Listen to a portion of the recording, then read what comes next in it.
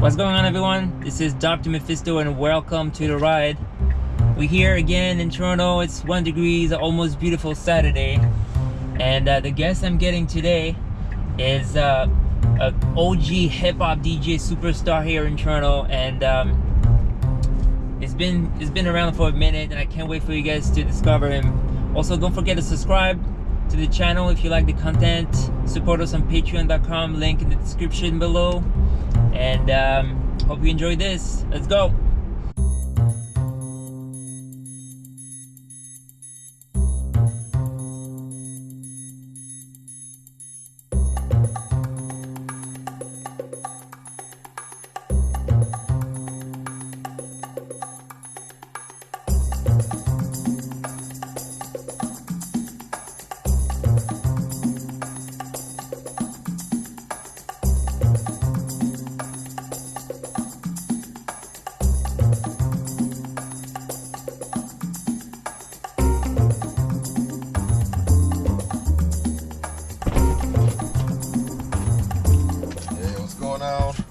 DJ Craig Brooklyn.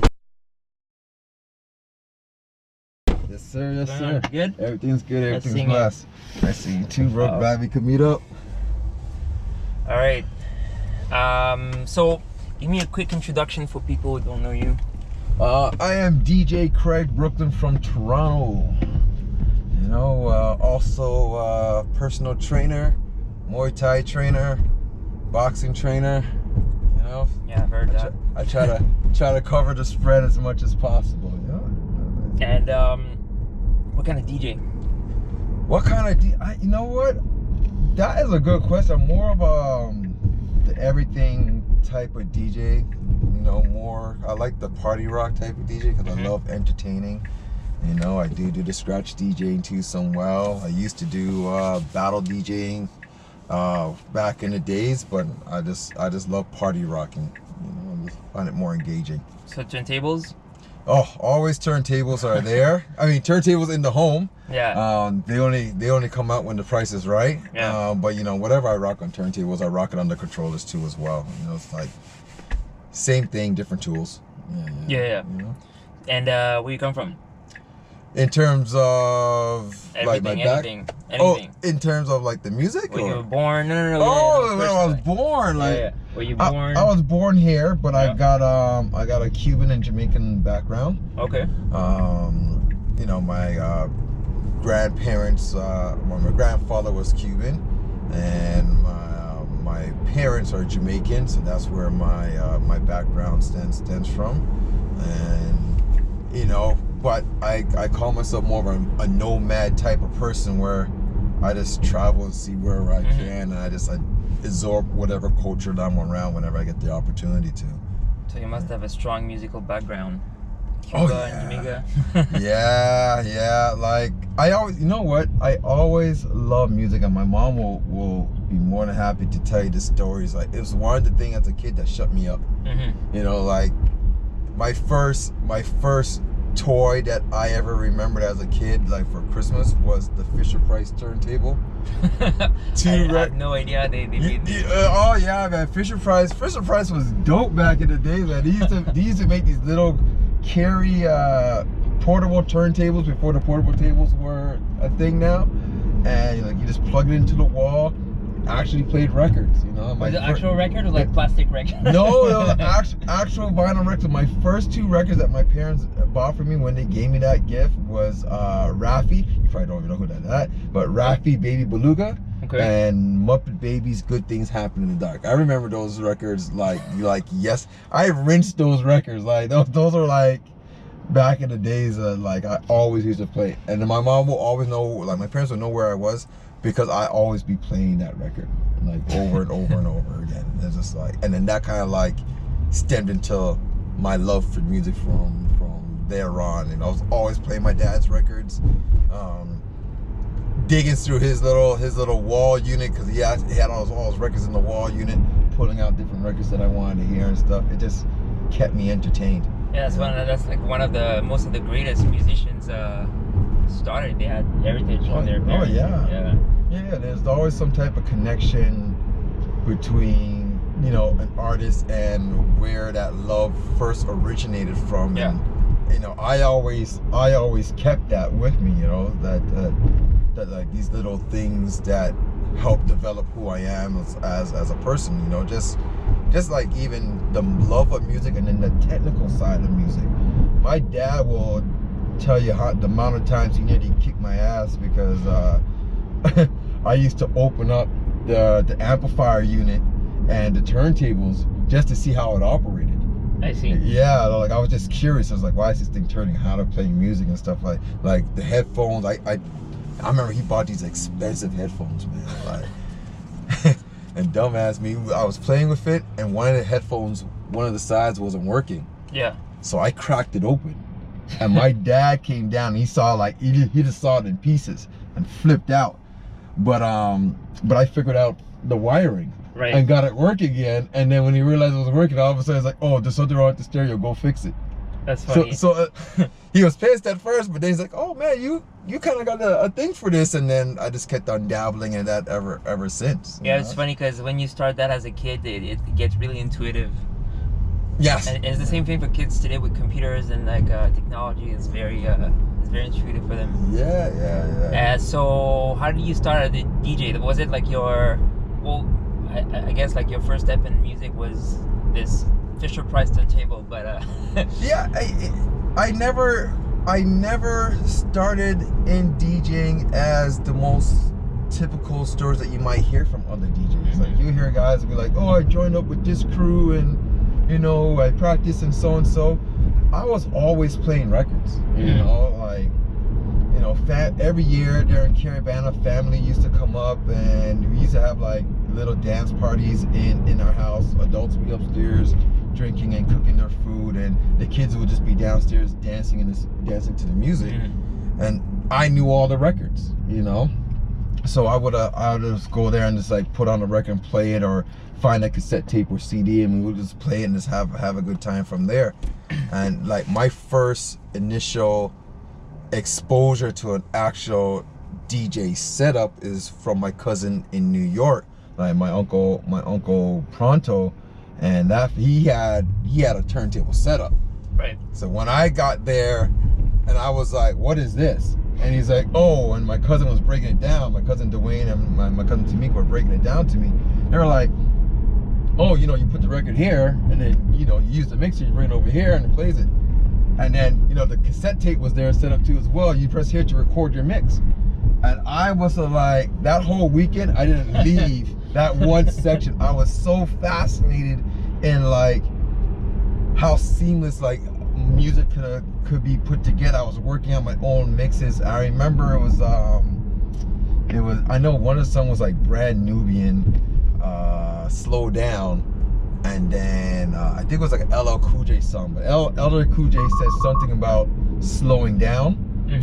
And then I dropped the Brand Nubian right after, like a fluke mix, but perfectly on time. And my cousin was like, "Yo, that was a dope mix." I was like, "Oh yeah, that was dope." I said, and then I was like, "Okay, let me see if I could do that again."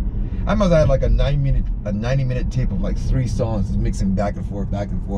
And like on my way, we used to drive to New York and back. On the way back, I used to play that in the car. Drove my dad nuts. The one cassette tape with the same 3 or 4 songs played for like a good 8 hours. Drove him off the wall. I was like, "But yeah, Dad," I was like, I have to listen to it to see what I did.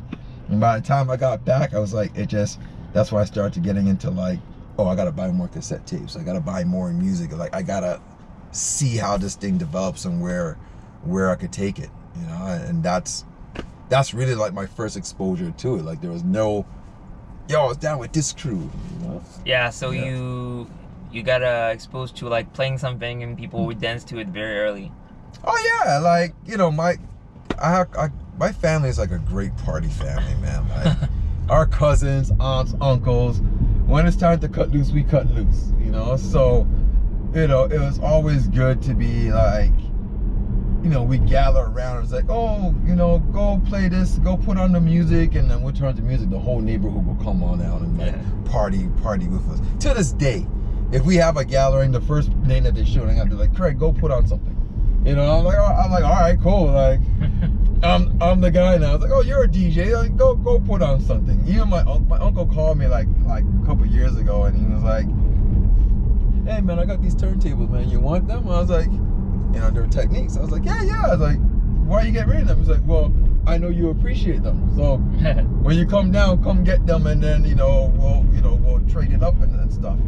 So I went down. I brought him like a substitute for it, and then I end up having like Techniques in my house.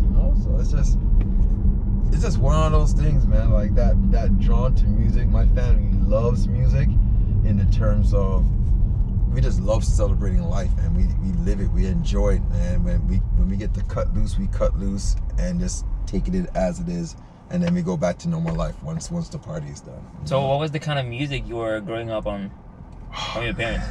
A lot of Jamaican music, like reggae music, dance hall. From my parents, a lot of soul.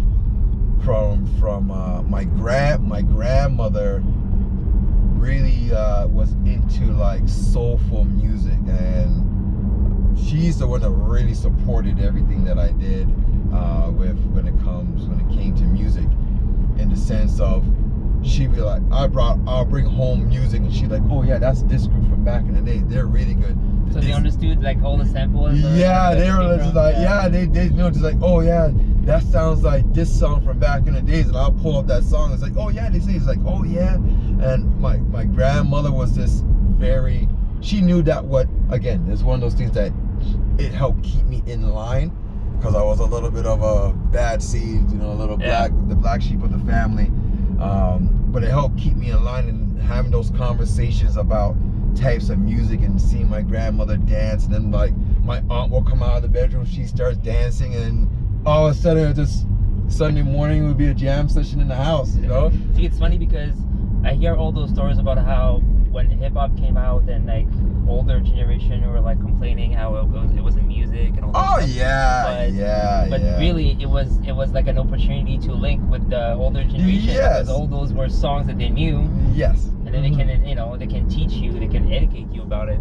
Yeah, my uncle used to get at me all the time about it, because I'll be sitting there playing like whatever in the house, Fat Boys or Rakim or whatever I was listening to at the time, and he'd be like, oh, you call this music? This ain't music. This, all they're doing is yaga yaga yaga yaga yaga. They're not singing anything. But he used to do it to get like a debate out of me. I'd be like, I'd be like, uncle, you're not listening to the flowetry of the combination of words, and how he's staying in the beat. But he'd be like, yeah, but that's not singing though, like where's the melody and stuff. So it was a good conversation. To me, it was an eye-opener, because it helped me understand like how that generation listened to music. And the vice versa, that it helped me explain to him like why I listen to the music that I love to listen to. If you look at it today, like now when I go out and play for like where it's like corporate or parties or whatnot, the way I play compared to like other DJs, I think is completely left field. What do you mean?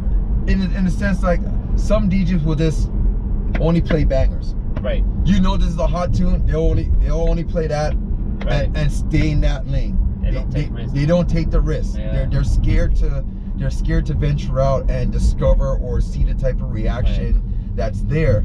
But the understanding of music and the power it has to influence people and start a conversation or create a new feeling, to me that's where the magic is. Like, I love playing something and someone runs up to me and is like, yo, what is that you're playing? That's the education. It's the education. And when I used to go to parties, that's what kept me in the parties. I'd be like, yo, what is that DJ? And the thing is, back in those days, you couldn't run up on the DJ, right? But that's the best part of it.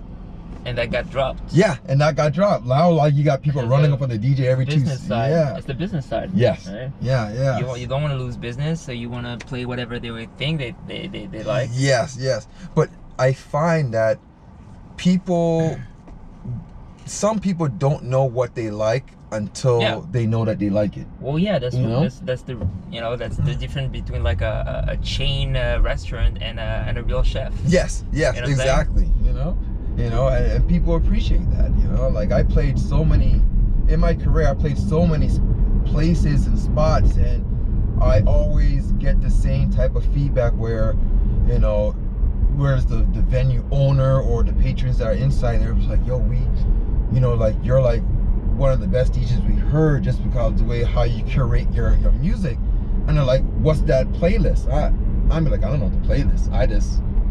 I see who's out there in the audience, and I figure out, well, you might like this. Let me take you here with me and see what happens. I love taking a risk like that, because what's the worst that's gonna happen? They're just gonna say like they don't like that song, you know? If that, you know, or they stop dancing or whatnot. But I find that timing is everything. Understanding music and the power that lies behind it will move anybody the way you want to move them. Hence the reason why, like, you get, you know, some guys will come up, you know, trying to hook up with a girl, you know, can you play this song? You're like, it's not the song that's gonna make you hook up with the girl, bro. But they feel like the DJ has that power, you know. Like I have heard individuals come up to me, it's like, yo, dude, you're like, you're killing it tonight, like you're making me like look like the man in front of this girl. I'm like, how's that? I'm just playing, you know, doing what I do behind the decks, you know. But he feels like that's the power that's just being putting out there that help out his game, you know.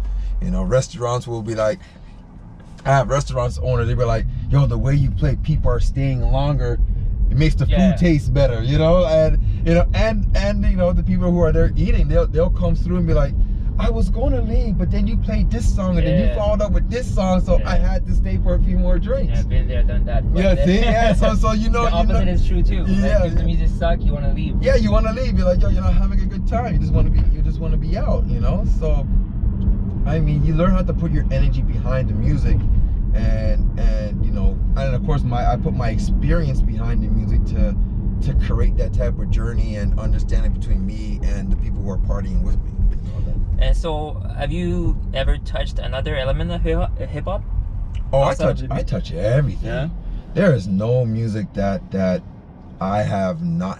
No, I'm not talking about music. I'm talking about the elements of hip hop, like, you know, dance, graffiti, MC, all that stuff. I used to do all that, bro. before the whole DJ thing, man. I was a dancer, man. Talib will he would tell you about that. Yeah, man. We used to go out and do shows, man, and as the music was playing, like in between the shows, man, I'd be popping and locking. Shout out to Talib. Yeah, Talib, big up to yourself, man. Like, he knows, man. I will sit there and like break it down. We'll just sit there and just jam, and like he'd be like, oh, you got a little two-step inside you. I was like, yeah, I can still move when it's time to move. Yeah, I went for the b-boy side of things. Shout out to my crew out here, Guilty Brats. Like, that was my crew I used to run with out here. And then I dove right into the DJing side of it. But like me and the Guilty Brats, we went to like Montreal, different places around the city, like just battling people, just having a good time. Used to do the graffiti thing too as well. Used to be the MCing part of it was a huge inspiration in my life, because I used to like write rhymes, go out there, spit bars, do shows, make records. So that the whole elements of what created this whole culture, I'm about that. Yeah, I'm about that 100%. I have a foot in every little section. And did you touch like producing as well?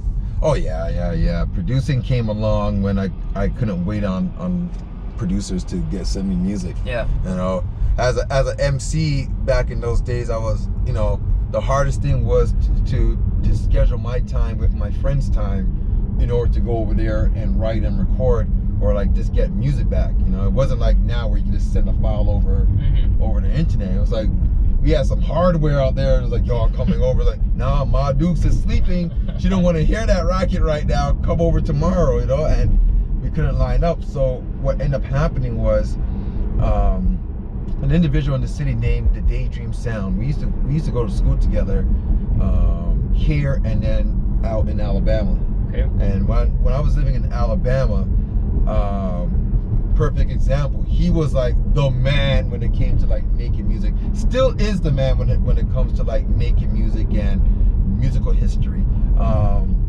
But he's just the type of individual. It's like he was just always busy. And I'd be like, yo man, like I'm trying to get this beat, like you play this beat for me, like can I come over? And be like, no, I don't have the time. And then one day he said to me, he's like, yo, why don't you get yourself like a little sampler, and then you can make your own little beats. And I was like, what do you mean?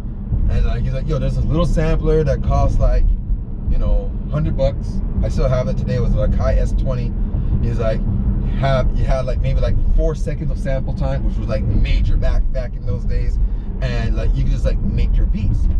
So I took up his advice and started to do it that way. I was like, started down, cut up my songs. I was looking at records. I was like, oh man, I only got 4 seconds. How can I stretch this beat out? You know, like, I spit up the song, you know, then slow it down in the sampler because it gave me more sample time to do it that way. You know, chopping up beats, and then I got into my own groove of producing, and then that just sparked a whole new, different type of movement with me in terms of anything that made beats. I was like, okay, I gotta get that. I had to have that. PlayStation back in the day used to have this game called, like, I think it was like called yeah, I think it was called Beat Makers or something like that. It was literally, I remember something like that. PlayStation 1, like the original PlayStation. Yeah, man, it had this game, and my peoples could vouch on this. It had this game or program where you could literally, you drop little bars here of different notes and different sounds inside, and you used to make your beats. So in Alabama, man, I used to like just stay in my room after like working, going to school, and you just hear me in the room, all you all right? And so the TV, you know, like I made my walk-in closet into a studio. Like, so like all my clothes would be like in a little, into like milk crates, and the closet was like where I built the studio. I'd be like, all you hear is click, click, click, click, click, click, click. Soundproof and everything? Yeah, soundproof and everything, right? Little, you know, the egg carton boxes as the ghetto soundproof. And, you know, I'm banging away at this thing. I'm playing these beats, and one of my boy calls me up. He's like, yo, man, you know, I heard that beat you were playing at this guy wants to hear it. So I'm like, yeah, sure. So I played it over the phone for him, and he's just like, oh yeah, bro, like I want that beat. Can you transfer it onto a cassette by the time I get there? I'm like, all right, cool. And by that time there was like 5 or 6 guys in the room. Like, they're dying with laughter because he doesn't know I'm making this beat on a PlayStation. Brad dragged the PlayStation into the closet, hooked it up to my DJ system, ran it to a tape. Right? Dude paid me $8 US for the beat. I was like, yo man, this beat is all yours. I made it like a good 10 minutes long so you could chop it up, do whatever you want with it. All the parts are there broken down. You know, we went to his house, he gave me the cash. You sold it $800? $800 off a PlayStation beat was my first beat I ever sold. And I was just like, ooh, we went back home right now. I was just like, wow, yo, we're going out tonight. Like, we're gonna hit the club tonight, bro. I was How like, old were you? That was like maybe about I was about like 19 at that time, and that was like, that must have felt good. yeah, it was such a outer body experience to be like, I can't believe someone paid me money for this. But it's funny because he didn't even try to rip you off or anything, you know, like try to make you believe it was, maybe it was more. maybe it was more or something like that. But I was just like, you know, back then it was like, it was so rare to find a producer like who was making something dope, yeah, and was willing to let it go, you know, right. Like you find that even producers today, they're still holding on to the beat because they're waiting for that perfect artist.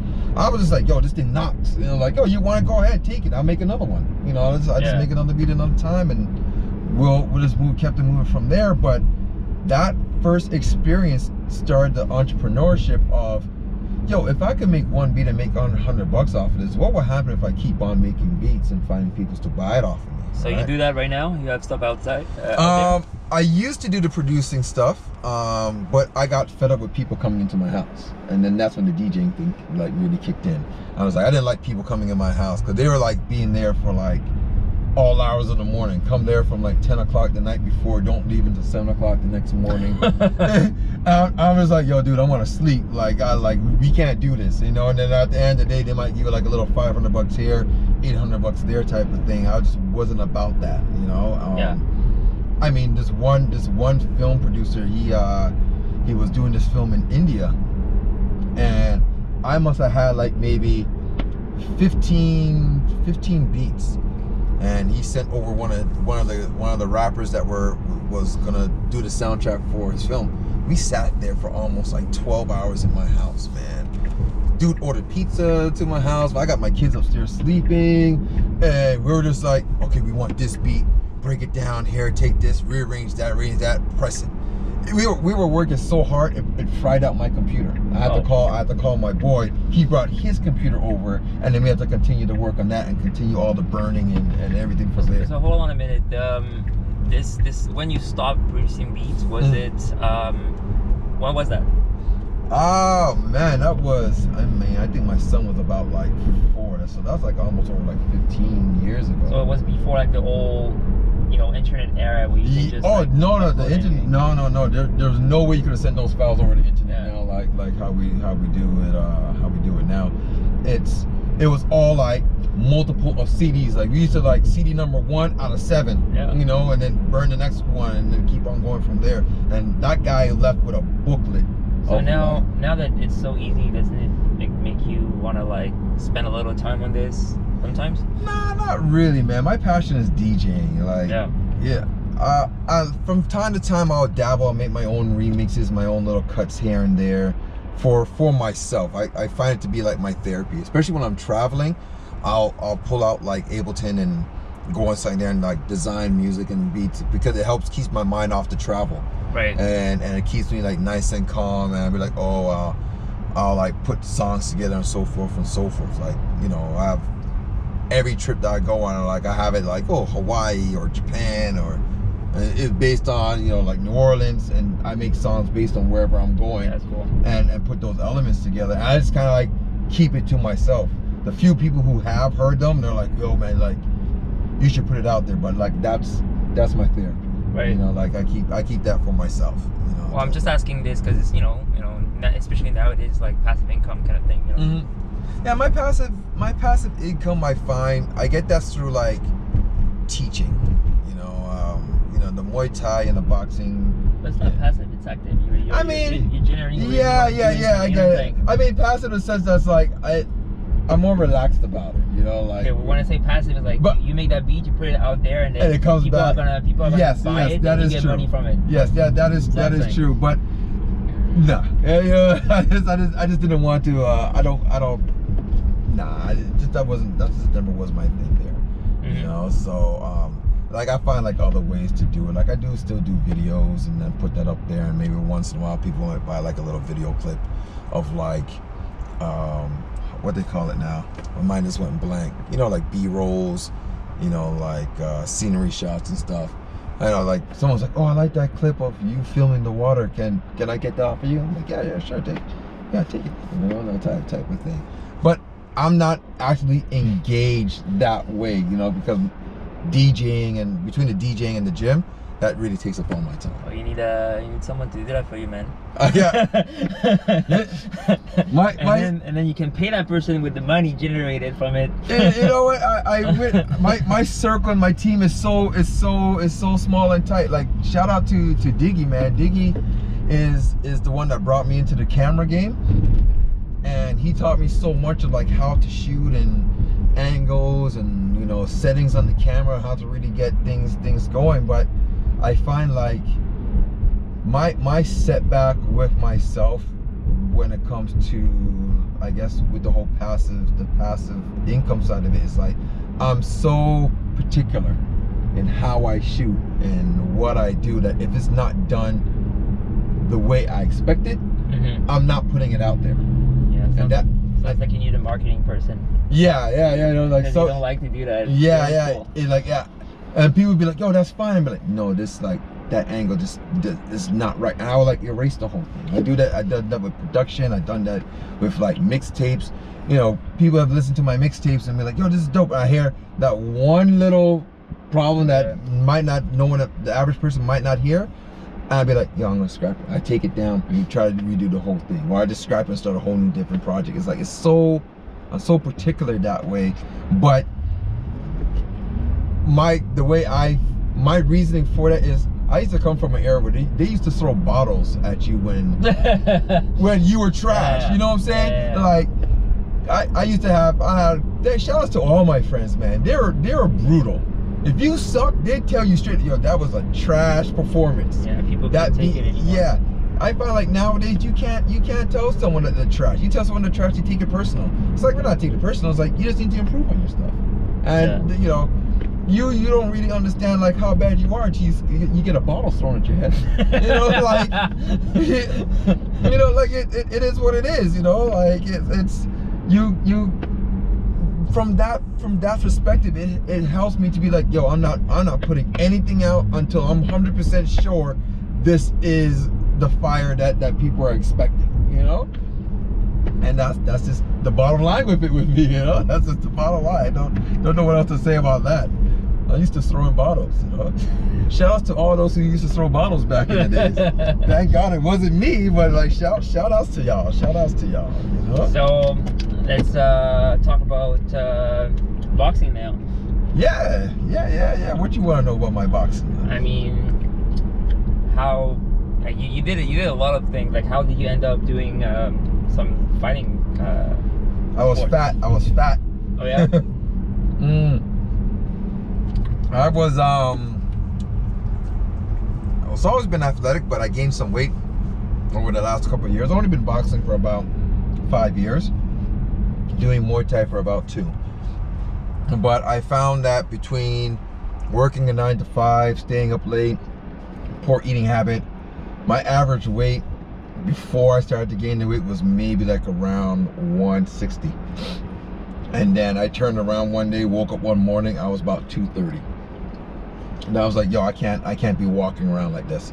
So I got into boxing because I know that the cardio and the movement will help drop my weight. So shout out to the Daydream Sound and my homeboy Ray, who introduced me to my first boxing coach, Mickey. And Mickey was like, he's this old Jamaican guy. He would like, meet me at the park at this time. I'm like, all right, cool. And like, we used to run the RT line, run along right across the train. And this guy was about in his 70s easy. And this guy be booking. I'd be panting and huffing and puffing behind the guy trying to keep up. And he'll turn around and be like, why are you so slow? Get moving. We do like a good 5K run, come back, and then he'll just hit me with pride work for like another hour. And we just get into it, and go through all the technique, help my movements. And then what ended up happening was I just started to home into it. And like what became a fitness became a passion for the sport. So I just started like really getting into it. And then I came across MMA World Academy. Shout out to Winston for over there. I actually walked into his gym and I was like, look, money's tight because I had a family, I have a young family, and I had other things going on, but I am more than happy to like mop your floors if you allow me to train here.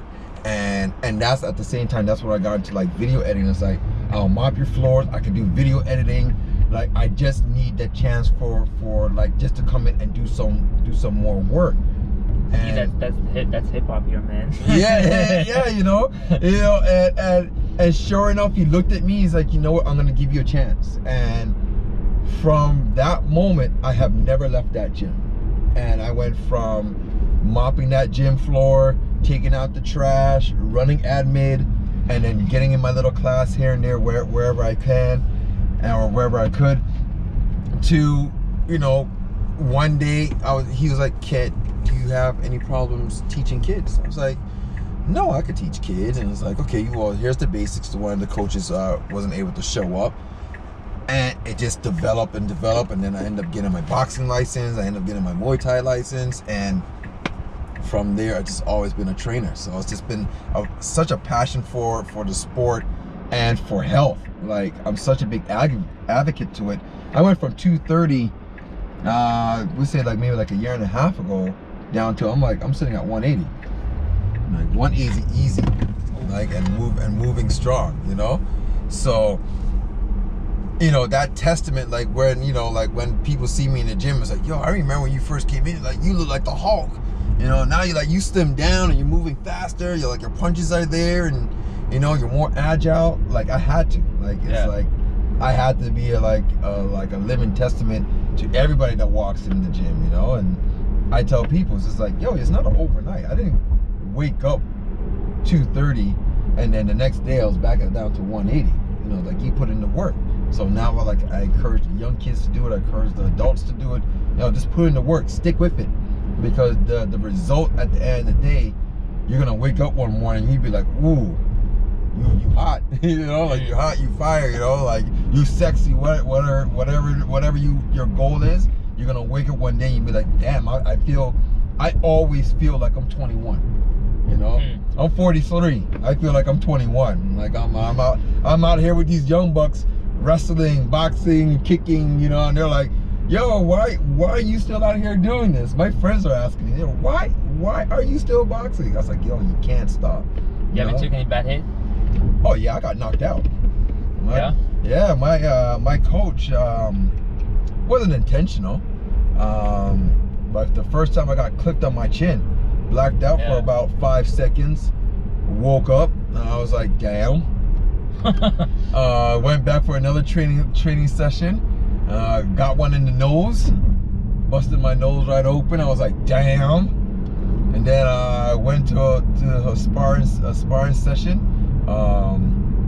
and our sparring session was like, you know, we're pretty good. I'm one of the heavy bangers at that time. Shout out to my homeboy Jason. I love that guy. He gave me my first black eye. You know, like, I love that guy to death, man. Like this guy, we were just both going into it, and this guy's a amateur going to pro fighting, and I was trying to get some work on him, and he taught me a good lesson in being patient. You know, like I thought I had him against the rope, and then that cross came out, hit me in my eye, you know, backed off for a little bit, came back, and it's like the whole day, like my eyeball was just thumping. I'm just like, what the hell? I was like, I don't know where. I just sleep it off. I took a shower and I sneezed, and then my girl at my time, I was like, all she heard was screaming in the background. It was a big, huge crackling sound. The whole left eye just swollen up because of the pressure. And I had like a black eye for like a week. I think my sister still has the picture of it. I don't have to ride with that bad boy proud, man. I went to work. No one was talking to me at work. They didn't want to get on my bad side after that. I was like, it was great. But boxing has this, or not even boxing, like fighting has this taboo, weird relationship where you could go toe to toe with the guy, and then afterwards sit down with the guy and have a beer and, you know, be friends about it. You know, like me and my boy Carl, who I haven't seen in a minute, man, we go inside there, and when I mean we bang, I body him. The next day he comes back, he'll body me, and then like, and you hear us swearing at each other, man. We be like, F you, F that, like, oh yeah, you wanna go hard? We go back and bam, bam, banging each other. Right after, you see us hugging each other. Yeah, man. So we're gonna go for drinks. What you doing? What are you doing after? Like, I'm gonna go home and soak my ribs for a little bit because you think you broke them or something like that, you know. But it's just what it is, man. I'm like.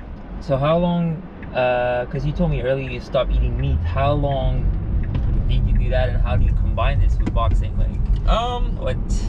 I've been meatless for about like going on like 2 years now. Yeah. Yeah. How? I gotta be careful with this too, because I'm not like a vegetarian or pescatarian or whatever the names or terms that people are hung up on out there.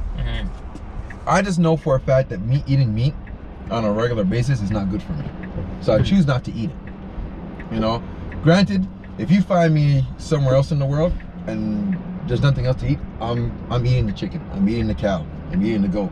It's just, it is what it is at that time. But I know for a fact that if I eat like red meat, that's going to take 3 to 5 days to process through my system. Right. All right.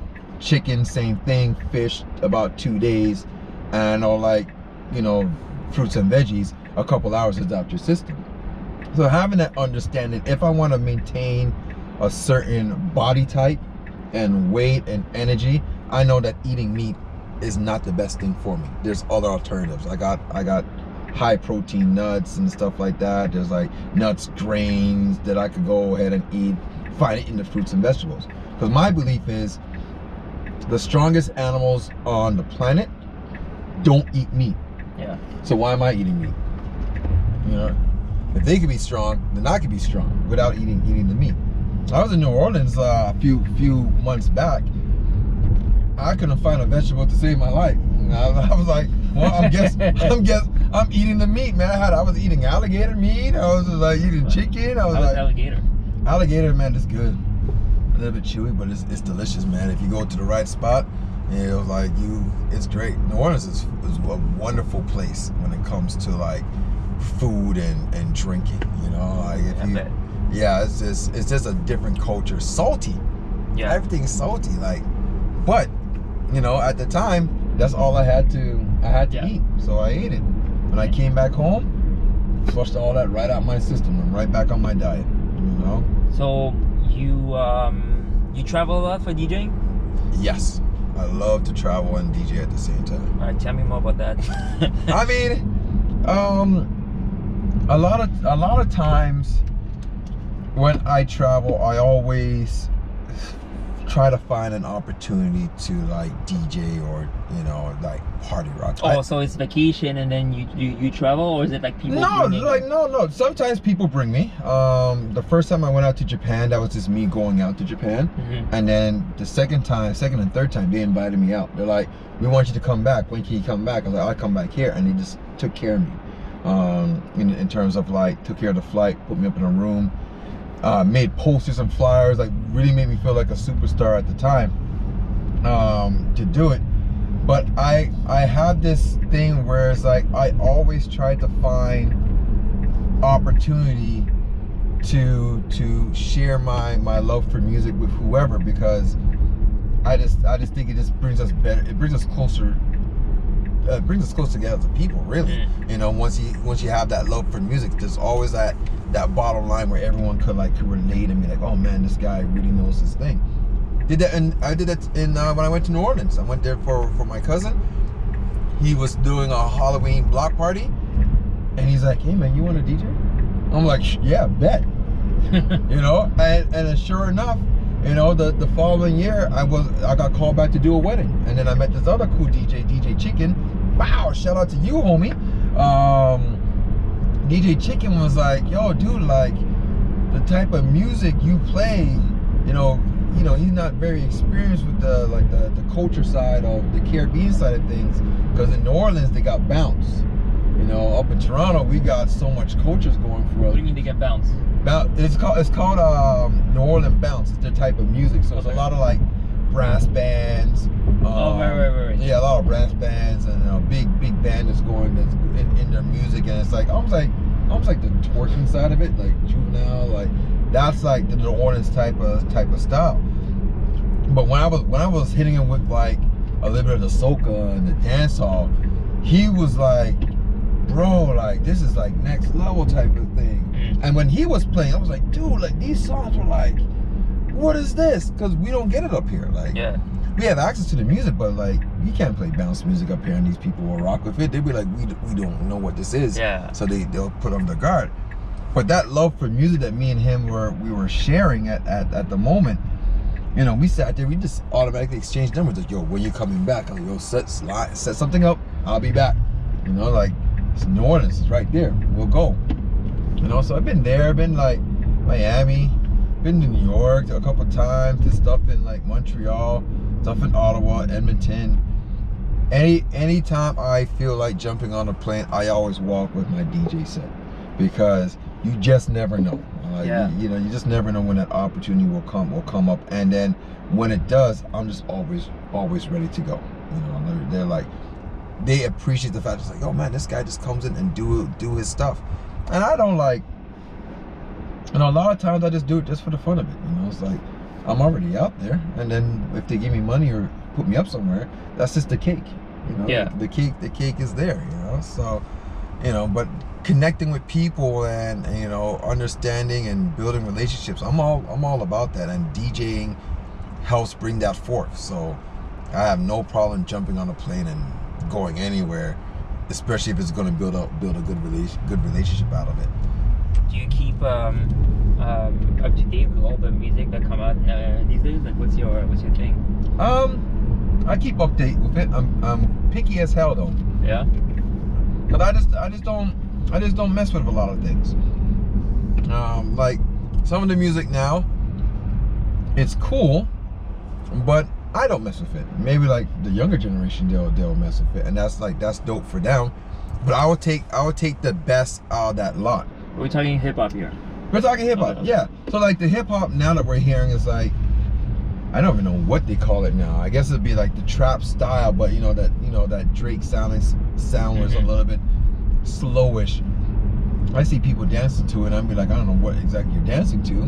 Beats off to what you're dancing to, but hey, that's your thing. That's this. Every generation has their thing, and it's my job as a DJ is just to pick the best out of it. Yeah. You know, because if I can't feel it and get down with it, it makes it difficult. It makes it difficult for me to really do my job. I don't have the enjoyment that I would have if I was playing something else like the 90s music. I had a conversation with a DJ, and she was like, "Oh, can you give me all your 90s music?" And I said, "Why?" She's like, "Well, I got a 90s parties to play." And I was like, "But why you want all my 90s music?" I said, "What do you know about the 90s?" And she's like, "I know about the 90s." And it's like, well, let's break it down. I was raised during that era. So the music that when we play certain songs and how we make those songs hit means a completely different things than you just going out there and playing, Tupac and a Biggie and a Mary J. Blige, because every time you go to a different club, they're playing a Tupac and a Biggie and a Mary J. Blige when it's the 90s. So I said to her, I was like, "What's the earliest song that you know from Fat Joe?" She's like, "Lean Back." I said, "So you never heard of Let It Flow?" Right. She's like, "What's that?" I said, "That's my point exactly. Like Let It Flow from Fat Joe back in those days was a monster track." It's like, I get it, you want to dive into an era, and not saying you can't have a love for an era, but there's a certain experience that you have to have behind it. Oh wow, man, that's a really bad move.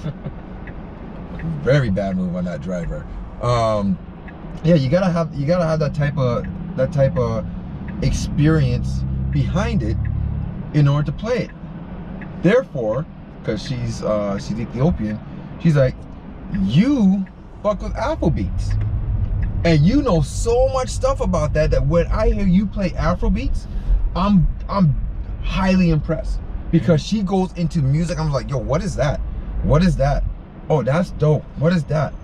I can't play it the way she plays it because my ear for Afrobeats music is just not there. I wasn't grown into that culture. She was. Mm-hmm. So I always try to like explain to like DJs, it's like you it's cool to play from different eras, but you gotta home in on your skills and understand what you grew up in, and that will help you to be like a better DJ.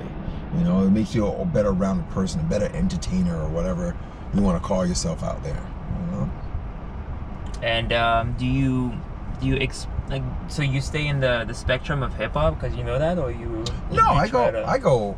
I mean, I was raised in everything, so I always take in all the music that I can, like, and with the type of friends that I grew around with, I have rock, heavy metal, death metal, like country,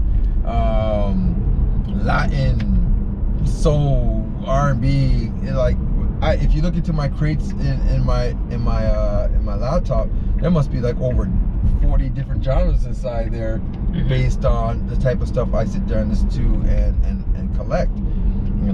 But that's always been me. I always had a passion for music and understanding like why this artist put this out and why it's popular, or why this genre's here. I always enjoyed that side of it. Do you get into like brought into parties where you spin with like DJ that are way younger than you?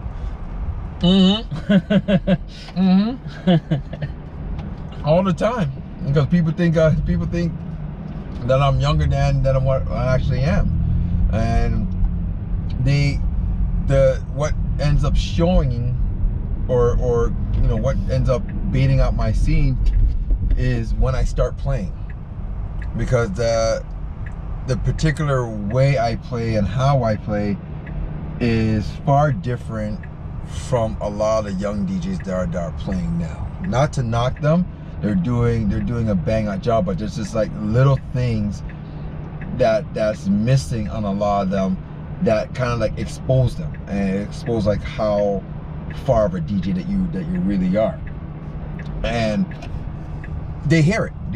They a lot of times they hear it in my music selection. They hear how I blend music, how I just put the mix together. And because of that, they'll sit there and say, "Oh wait, how old are you really?" You know, like they're like, "Oh, you're rocking with us," and you're like, "You're rocking the party," but it's like, you play different. Like, we hear it, we feel it. You know, from the ball throw generation. Yeah, you know, you feel it. You know, it's. But you get that with experience though. Like when you my first experience when I moved back to Toronto, I used to do like a lot of house party venues, you know, all house music. Mm-hmm. And I used to mix house music like hip hop, and I used to piss the owners off. Yeah. I was like, "Yo, why am I? Look, yo, you gotta play more of the song. You gotta play this." And I was like, "You're cutting out the good parts." I'm like, "No, that's not DJing. Like, why would I play the whole song for?" It was a lesson learned to be like, you have to understand the genres of the music and the atmosphere that you're in, and you know, to see the type of music or the type of way that you're playing, to to understand your craft. But a lot of that came from, again, I was raised in a generation where, you know, we were buying records. We were buying vinyl. I didn't have time to buy, you know, my hip hop vinyls and then house music vinyls and then this vinyl. It was like, if I was a hip hop DJ, I was strictly buying hip hop records. That was just the end of it. Yeah, that's a good point actually. You know, same thing with the reggae DJs. You know, they were only buying reggae records. Now, everything's at our fingertips. So you have these DJs, they're hoarding music. Yeah.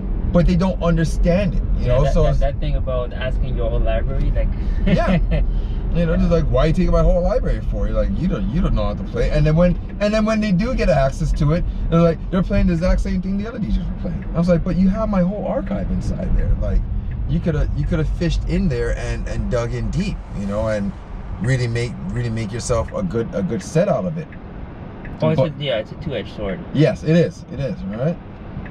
And yeah, it's funny because I've seen that with you know, the rise of Afrobeats. Mm-hmm. How in Toronto, like those I think Caribbean parties try to like play Afrobeats, and they play like soca or dancehall, and it really cuts feelings, because that's like house. Like, you need to play more of it. Yes. Yeah. You know what I mean? Yeah.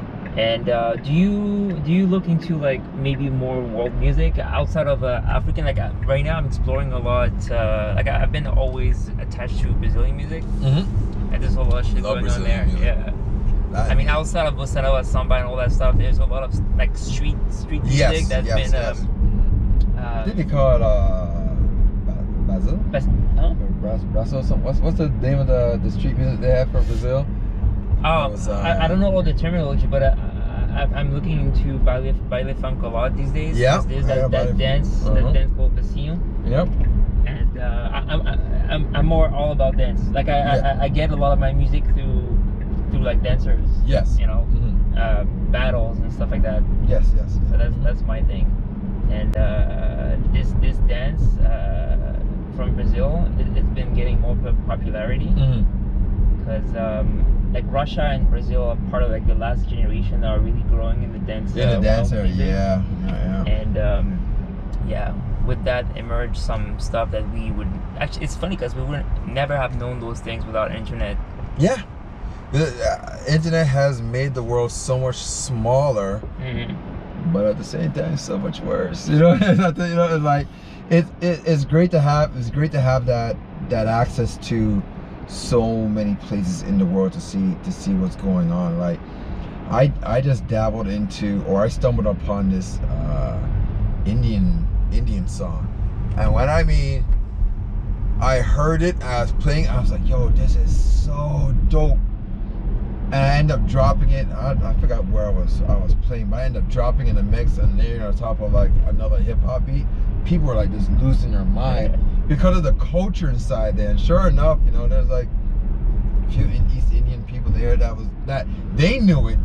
They were just shocked as hell when they saw me playing it. They're like, oh, do you have this song? I was like, no, it's just the one song, you know. So it was just the one song I have, you know. Like, you know, it's just like K-pop, you know. Like, you know, I did a few like K-pop mixes back in the days, and people were like, you know the stuff like that? I was like, no, I just do my research and find what's dope, and then, you know, I just go from there.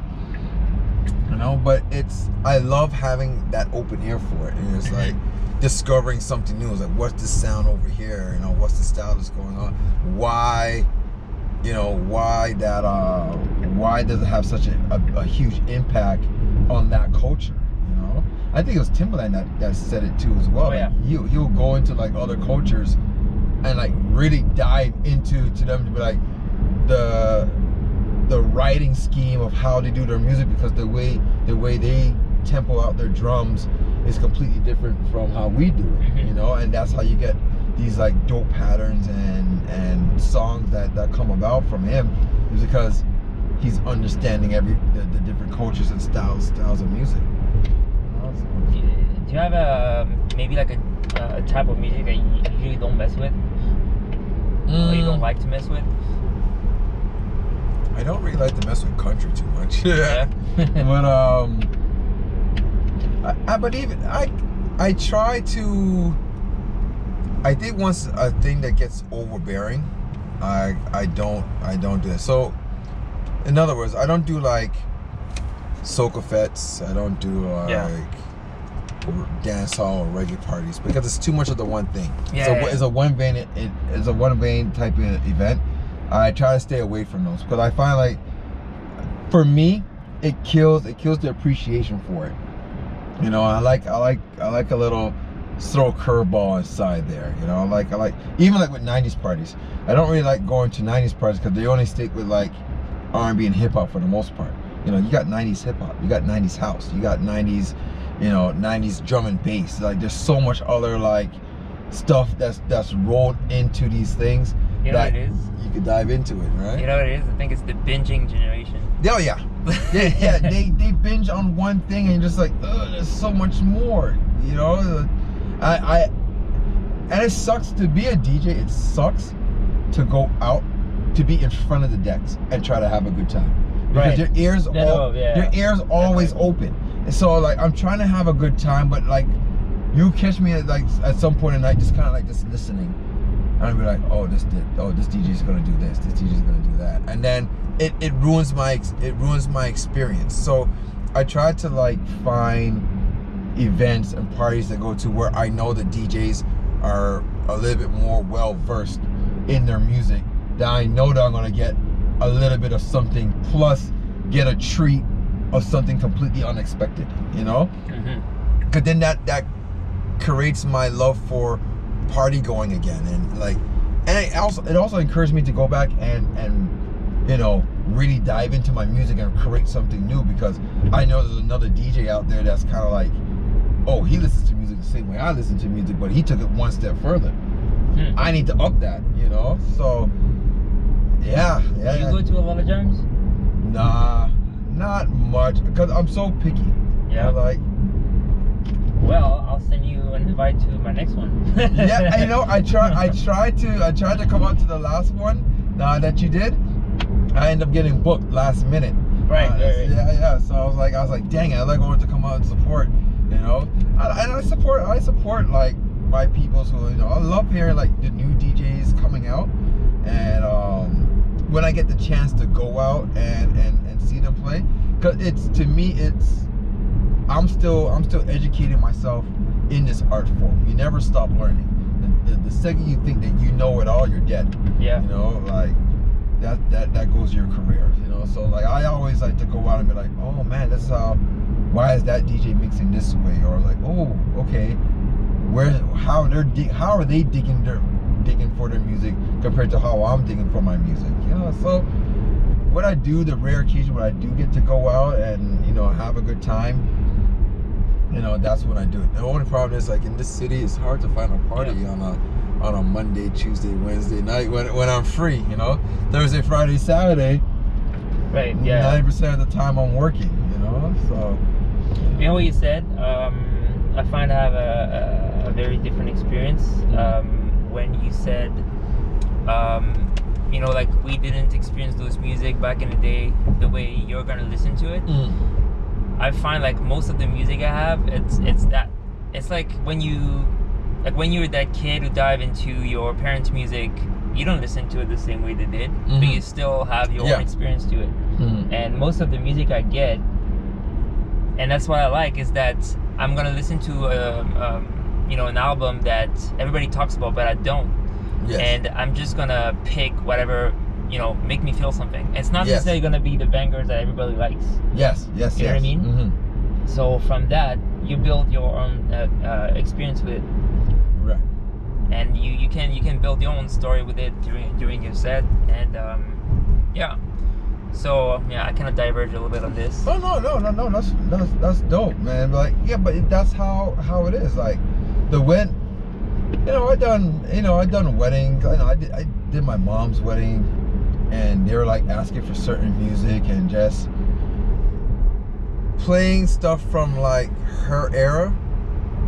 Even though like she likes it and they're enjoying it, it's not like how when it was played during those times when they had the DJs and going out. You know, like, they played it in such a way where, you know, it triggers something, and I could come close to mimicking it or playing it my own little way by just dropping in the song as I think they will know. But like, from time to time, they'll catch me off guard. Like, I get thrown for a loop once in a while with you know, my listeners, and be like, you play something, but do you have this? And they'll be like, oh, why don't you have this? Because you're playing that. And to me, that's a call out. You know, like, you know, you playing James Brown, like, oh, if you're playing James Brown, do you have like that Aretha Franklin song? I'd be like, no. Or some rare cut that they only know about because they lived through that time. And I'll be like, no, I don't have it. And they'd be like, you call yourself a DJ, you don't have this song? You know, it's you know, but it's what makes us better, man. You get that understanding, like, oh, okay, there. It makes me go back and research and be like, oh, what is this? What is this song that they're talking about? And I'll be like, oh, I see. Let me add this to the archive and find more connections to the era and the music. Did you watch the Get Down? Yes. What do you think about it? I think it was a very dope production. The first part. The second half was garbage. Yeah. The second part was just like, yeah. But the first season, I love how they connected everything on the technical side of things, of like, that was right. that was beautifully done. You know, like, right down to, you know, the DJs, how the DJ used to mark his records, how he used to find the DJ battles. Like, I couldn't tell you the last time I seen like a real DJ battle where like sound for sound we're like really going for. You get that in the reggae sound clashes, but you don't get it now when you have like 3 or 4 DJs on one venue. You know, like Sorry, good. I remember my first experience. The first gig I got put on was from my mentor, DJ Grouch. I would never forget this moment. Like, when I came back, I went to him to help develop my scratching techniques a little bit more.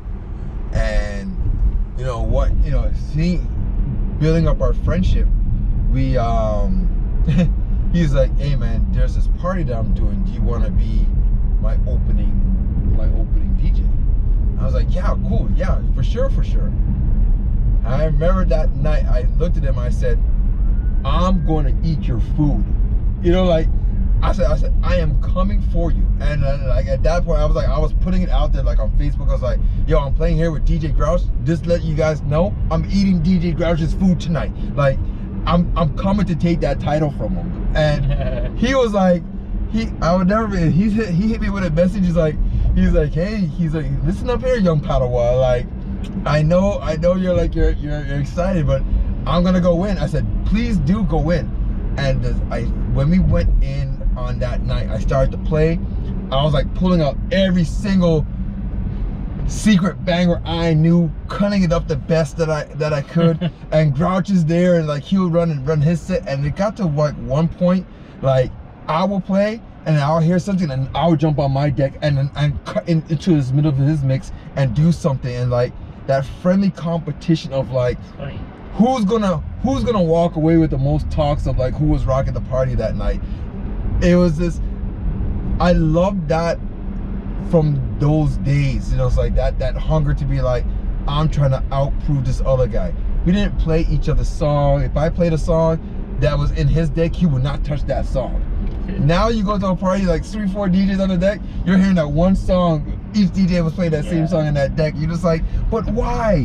Why would you not make that impression, you know? What do you think about, sorry, I was just going back to the Get Down, but what do you think of that story related to Grandmaster Flash and how they introduced the different founders, the 3 founders? I think it was dope. It was clever. Yeah? It was cleverly done. Like how they, you know, who he was, what he was trying to do, and then how everyone kind of like had their little roles in the different barrels to you know, to create this art form. You know, it's like, I thought that's why it became easily one of my favorite series to watch.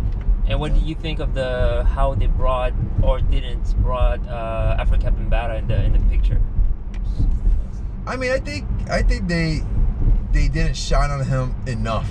Oh yeah, it's because of what was happening at the time, right? Yeah. I think I know for me, Africa Bambaataa was the man when it comes to the whole DJing world side of it. You know, it's like, you know, and he'll tell you that he went traveling, discovered the sound. He brought hip hop to France. Yeah, exactly. You know, like he just brought this movement over, and that was like part of the only thing that they didn't really shine too much on the series, which I wish that they would have dove in a little bit more. But I guess they like the Grandmaster Flash side of the story. It's a little bit more dramatic. Well, I mean, he produced it kind of like he was the. Well, there you go too as well. He didn't produce it, but he was like the consultant. So yeah, there were a little bit of a clash, especially with what's his name?